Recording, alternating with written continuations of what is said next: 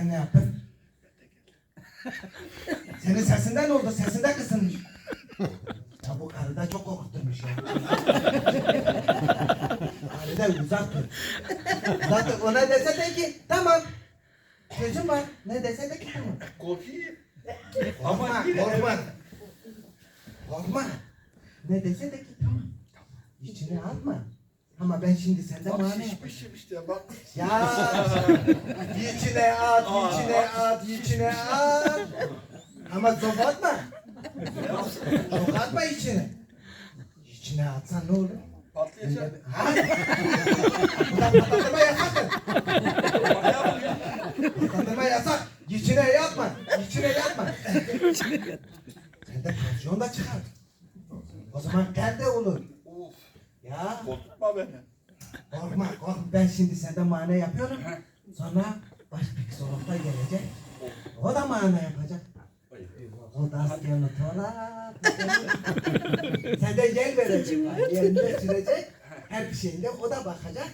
İlaç verecek, her verecek.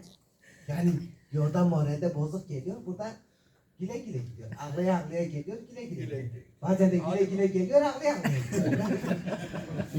Yani öyle de Merhabalar, sizi tanıyabilir miyiz? Evet, merhaba canlar. Ben Alayda Can Güran. Miştat Cemevi'ndeyim. Evet, bugün Yılmaz Can Şahin'in diplomasız psikolog oyununu izlediniz. Düşüncelerinizi alabilir miyiz? Başta Yılmaz Can Şahin'i ve Cihan Ali Dede'yi gönülden tebrik ediyorum. Öyle güzel bir hazırlanmışlar ki ne ve öyle insanları içlerine çekebiliyorlar ki ne. Ben dışarıdan katıldığıma rağmen sanki onlardan biriymişim gibi bir oyunu beni içeri çektiler.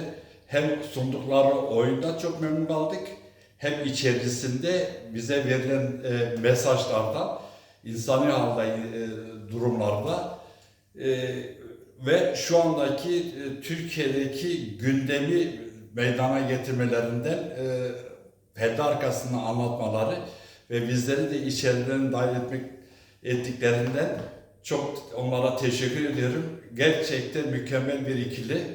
Onları gönülden tebrik ediyorum. İyi ki varlar, iyi ki geldiler. İyi ki bizim cemevi'nde bizlere miman oldular. İnşallah başka bir tiyatro sahnesinde görüşmek dileğiyle onlara can yürekten teşekkür ediyorum. İyi günler diliyorum. Biz de size çok teşekkür ediyoruz. İyi günler. bu kıyafet verelim, gönderelim. Tamam, bunu halledek, ondan sonra şey yaparız. Allah selamet. Başka neyi var bu? Başka bir şey yok. Başka hiçbir şey yok. Yürü, sen ne iş yapıyorsun? Ben tır sürdüm, taksi sürdüm, araba sürdüm. Uçağı tam sürecektim, karı aradı. Kaldıramadım, eve gittim. Tam kaldırıyorduk, kaldıramadın. Kaldıramadım, eve gittim. Uçağı kaldırıyorduk, kaldıramadın, eve gittin. He, karısı İyi ki kaldıramamışsın. Uçakta kaç kişi vardı? veya 120 kişi var. Allah kurtarmış. Neyse, tamam. Hadi kalk ayağa. Nasıl olur? Manyak bir şey tutacak, kaldırıyorsun. Hava öyle git, öyle gel. Maymun gibi gidiyor. Otur, kendini oturtur. Al ağzını aç. Aa, Yürü, ben koda dedim sana. Ben tepe dedim.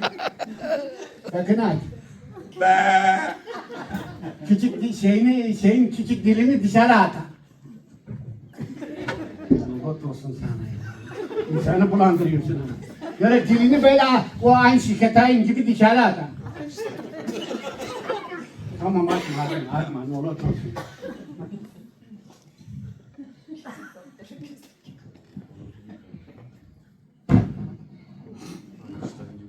Göğsünde karanlık var. Lunuka gidiyor. Bir delik var, gidiyor.